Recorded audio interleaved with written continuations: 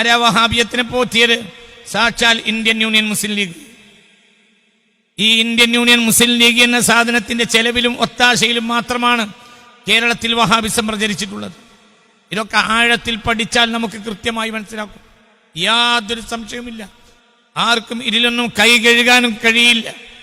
ഒരു നിലക്ക് വഹാബിസത്തിന്റെ ഉൽപ്പന്നമാണ് ഇന്ത്യൻ യൂണിയൻ മുസ്ലിം ലീഗ് എന്നും പറയാവുന്നതാണ്.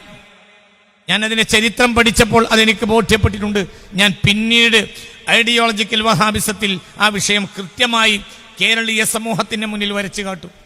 എന്നാൽ അതുകൊണ്ട് സൊസൈറ്റിക്ക് ഗുണമുണ്ടായോ ദോഷമുണ്ടായോ? ഇന്ത്യൻ യൂണിയൻ മുസ്ലിം ലീഗ് കൊണ്ട് ഗുണമുണ്ടായേക്കാം. ഇപ്പോൾ ഗുണമുണ്ടോ ഇല്ല എന്ന് വേറെ കാര്യം. അതേ സമയത്ത് അതുണ്ടാക്കിയത് വഹാബികളാണെന്ന കാര്യത്തിൽ സംശയമില്ല.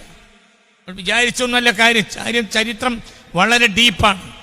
വളരെ വളരെ കൃത്യമായി ചരിത്രം പഠിക്കുന്നവർക്ക് നിഷേധിക്കാൻ കഴിയില്ല. ഒരിക്കലും നിഷേധിക്കാൻ കഴിയില്ല ഞാൻ ഈ പറഞ്ഞ കാര്യങ്ങൾ. അത് ഞാൻ ബോധ്യപ്പെടുത്തും. എന്നെ കല്ലെറിഞ്ഞോളി, പക്ഷെ ബോധ്യപ്പെടുത്തും. ഞാനിപ്പോൾ പറഞ്ഞത് തെളിവ് പറയേണ്ടത് എൻ്റെ ബാധ്യതയാണ്. ഞാൻ അങ്ങനെ പറഞ്ഞു പോകാൻ പാടില്ല. അത് ഞാൻ പറഞ്ഞു. ഐഡിയോളജിക്കൽ വഹാബിസത്തിൽ കേരളത്തിൽ വഹാബിസം എന്ന സാധനത്തെ കൊണ്ടുവന്നത്, അത് പ്രചരിപ്പിച്ചത് ഇന്ത്യൻ യൂണിയൻ മുസ്ലിം ലീഗാണ് എന്ന് ഞാൻ നിങ്ങളെ ചരിത്രം ഉദ്ധരിച്ച് കൃത്യമായി ബോധ്യപ്പെടുത്തും. ഒരാൾക്കും അത് നിഷേധിക്കാൻ കഴിയില്ല. അത്രയും വലിയ സത്യങ്ങൾ ഒരാൾക്കും നിഷേധിക്കാൻ കഴിയില്ല. അങ്ങനെയുള്ള യാഥാർത്ഥ്യങ്ങൾ ഇന്നും തന്നെ ഈ രാഷ്ട്രീയത്തിന് സൗകര്യം ചെയ്തു കൊടുക്കുന്നതിന്റെ പിന്നിൽ നിന്ന് മാത്രമാണ് അവർ പ്രവർത്തിക്കുന്നത്. രാഷ്ട്രീയത്തിന്റെ സൗകര്യം ഇല്ലെങ്കിലോ ഒരു അടിയന് മുന്നോട്ട് പോകാൻ കഴിയില്ല. അപ്പോൾ അധികാരമോഹികൾ, അധികാരം അവർക്ക് ആവശ്യമായിരുന്നു.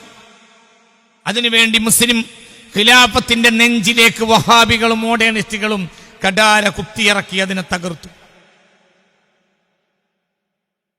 വഹാബികൾ ആരാ?